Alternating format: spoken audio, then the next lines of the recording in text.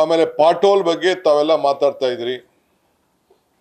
ನಾನು ನಮ್ಮ ಆಫೀಸರ್ಸ್ಗೆಲ್ಲ ಡೈರೆಕ್ಷನ್ಸ್ ಕೊಟ್ಟಿದ್ದೀನಿ. ಈಗಾಗಲೇ 2795 ಪಾಟೋಲ್ಗಳನ್ನು ನಾವು ಐಡೆಂಟಿಫೈ ಮಾಡಿದ್ದೀವಿ. 2795 ಪಾಟೋಲ್ಗಳು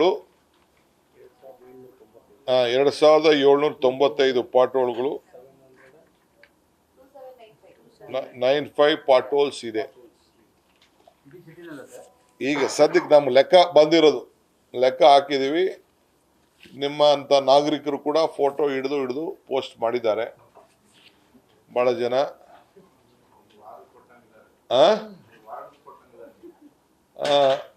ಕೊಟ್ಟಿದ್ದಾರೆ. ಇಷ್ಟು ನಮ್ಮ ಹತ್ರ ಇರುವಂತ ದಾಖಲೆ. ಸೊ 15 ದಿನದಲ್ಲಿ ಇವನ್ನೆಲ್ಲ ಮುಚ್ಚಬೇಕು ಅಂತ ಹೇಳಿದ್ದೇನೆ. ನಾನು ಮೊನ್ನೆ ಡೆಲ್ಲಿಗೆ ಹೋಗಿದ್ದೆ.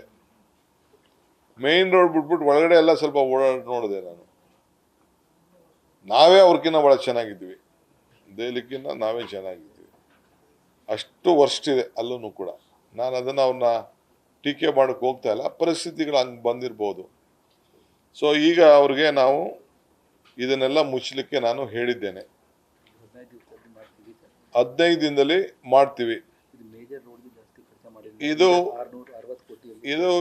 ಏನಾಗಿದೆ, ಕೆಲವು ಮೇಜರ್ ರೋಡ್ಸ್ ಅಲ್ಲಿ ಬಹಳ ದಿನದಿಂದ ಇದ್ರ ಬಗ್ಗೆ ಸ್ವಲ್ಪ ಅಟೆನ್ಷನ್ ಕಡಿಮೆ ಆಗಿತ್ತು.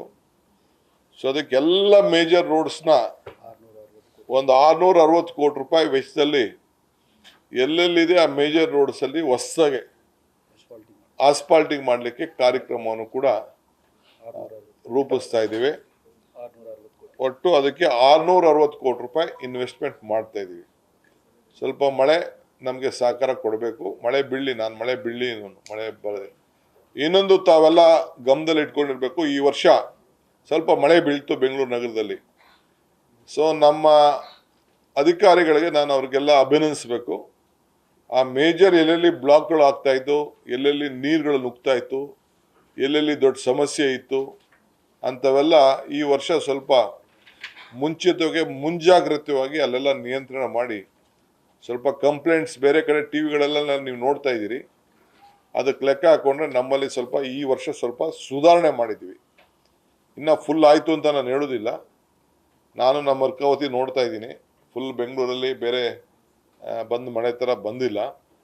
ಆದರೂ ಸ್ವಲ್ಪ ಮೇಜರ್ ಪ್ರಾಬ್ಲಮ್ಸ್ ಎಲ್ಲೆಲ್ಲಿ ಕೆರೆಗಳದಿತ್ತು ಅದನ್ನೆಲ್ಲ ಆ ಕೆರೆಗಳಲ್ಲಿ ಮುಂದೆ ಅಕ್ಕಪಕ್ಕ ಇವೆಲ್ಲ ಕೂಡ ಸ್ವಲ್ಪ ಸಮಸ್ಯೆ ಸ್ವಲ್ಪ ಕಡಿಮೆ ಆಗಿದೆ. ಮುಂದಕ್ಕೆ ಅದನ್ನು ಮುಂದುವರಿತದೆ ಈ ಕೆಲಸ.